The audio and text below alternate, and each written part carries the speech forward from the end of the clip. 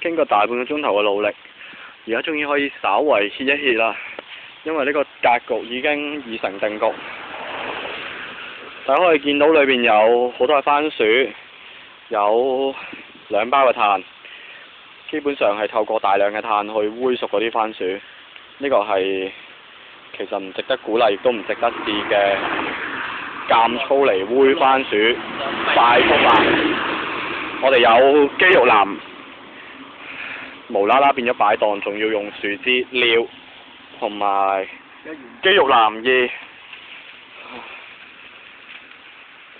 呢個地方都可算得意，喺馬路嘅側邊，司機需要返去為我哋提供補給嘅物品，有5個爐。